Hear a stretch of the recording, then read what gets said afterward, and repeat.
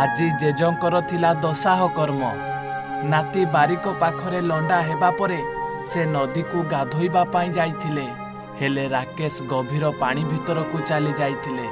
ସ୍ଥାନୀୟ ଲୋକେ ପାଣି ଭିତରେ ଅନେକ ଖୋଜାଖୋଜି କରିଛନ୍ତି, ହେଲେ ରାକେଶକୁ ଆଉ କେହି ପାଇଲେ ନାହିଁ। ଶେଷରେ ଅଗ୍ନିଶମ ବାହିନୀ ମଧ୍ୟ ପହଞ୍ଚି ଯାଇଛନ୍ତି। ହେଲେ ଅଗ୍ନିଶମ ବାହିନୀମାନେ ଯେତେ ରାକେଶକୁ ଖୋଜୁଛନ୍ତି, କିନ୍ତୁ ରାକେଶକୁ ଖୋଜି ପାଉନାହାନ୍ତି। ହଁ ଆଜ୍ଞା, କେନ୍ଦ୍ରାପଡ଼ା ଜିଲ୍ଲା ଆଳି ଥାନା ଅଧୀନରେ ଥିବା ମଙ୍ଗରାଜପୁର ଗ୍ରାମରେ ଘଟି ଯାଇଛି ଦୁଃଖଦ ଘଟଣା। ଏ ହେଉଛନ୍ତି ରାକେଶ ଗିରି। ସେ ଦିଲ୍ଲୀରେ ରହି ପାଠ ପଢ଼ନ୍ତି। ଜେଜଙ୍କ ଦଶାହ କର୍ମ ଥିବାରୁ ଦିଲ୍ଲୀରୁ ଆସିଥିଲେ ରାକେଶ।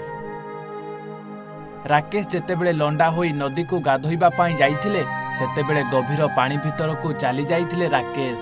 ଆଉ ତାପରେ ନିଖୋଜ ହୋଇଯାଇଥିଲେ ପାଣି ଭିତରେ। ଘଟଣାସ୍ଥଳରେ ପୋଲିସ ଓ ଅଗ୍ନିଶମ ବାହିନୀ ପହଞ୍ଚି ଯାଇଛନ୍ତି। ହେଲେ ଅଗ୍ନିଶମ ବାହିନୀ ପାଣି ଭିତରେ ରାକେଶକୁ ଯେତେ ଖୋଜାଖୋଜି କରୁଛନ୍ତି, କିନ୍ତୁ ରାକେଶକୁ ଖୋଜି ପାଉନାହାନ୍ତି। ମଝିଆ ପୁତୁରା ଆଉ ସାନ ପୁତୁରାର ପଳେଇଗଲେ ନଈ ପଳେଇଗଲା ପରେ ସେଠି ବୁଡ଼ିଯିବା ଭିତରେ ସେ ପୁତୁରା ତାଙ୍କ ବାପ ଦାଦି 2 ଜଣ ଥିଲେ, ତାଙ୍କୁ 2 ଜଣକୁ ଉଦ୍ଧାର କଲେ। 3 ଜଣ 2 ଜଣକୁ ଉଦ୍ଧାର କଲେ। ଆଉ ୟାକୁ ଉଦ୍ଧାର କରିବା ବେଳକୁ ସେ ଲୁଙ୍ଗିଟା ଖୋଲିଗଲା, ଗୋଡ଼ ଛନ୍ଦି ହେଇଗଲା। ସେ ତ ୟାକୁ କୁଣ୍ଡେଇ ଧରିଛି, ଇଏ କେମିତି ଆସିବ ବୋଲି ଆର ଉପାୟ ନାହିଁ। ଯାହା ହଉ ଠାକୁର ଇଏ ବି ପଳେଇ ଆସିଛି। ସେ ଏଠି ସ୍ୱଚ୍ଛ ହେବା ସମୟରେ ସୁଧି ଆସିଲା ପରେ ସେ ସ୍ୱଚ୍ଛ ହେଉଥିଲେ। ସ୍ୱଚ୍ଛ ସମୟରେ ଗୋଡ଼ ଖସିଗଲା। ଏ ପରିସ୍ଥିତି ଆପଣ ଲକ୍ଷ୍ୟ କରିପାରୁଥିବେ। ଏପର୍ଯ୍ୟନ୍ତ ଖୋଜାଖୋଜି ଚାଲିଛି। ଓଡ୍ରାଫ୍ ଟିମ୍ ପହଞ୍ଚି ଏବଂ ପ୍ରଶାସନ ସମସ୍ତେ ଅଛନ୍ତି। ଗାଁର ସମସ୍ତ ଜନସାଧାରଣ ତ ଏପଟ ଏବଂ ସେପଟ ହଜାର ହଜାର ଲୋକ ସକାଳୁ ଏଠିକି ବ୍ୟସ୍ତତା ଭିତରେ ଥିଲେ।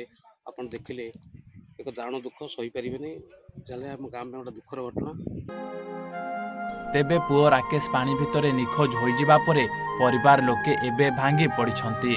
ପ୍ରଥମେ ଜେଜ ଚାଲିଗଲେ, ଏବେ ପାଣି ଭିତରେ ନିଖୋଜ ହୋଇଯାଇଛନ୍ତି ରାକେଶ। ତେବେ ଅଗ୍ନିଶମ ବାହିନୀମାନେ ରାକେଶକୁ ଖୋଜାଖୋଜି କରିବାରେ ଲାଗି ପଡ଼ିଛନ୍ତି, କିନ୍ତୁ ରାକେଶ ଏ ପର୍ଯ୍ୟନ୍ତ ମିଳୁନାହାନ୍ତି। କେନ୍ଦ୍ରାପଡ଼ା ଆଳିରୁ ଲିଟୁଆ ରାଉତଙ୍କ ରିପୋର୍ଟ, ଓଡ଼ିଶା ଭାସ୍କର।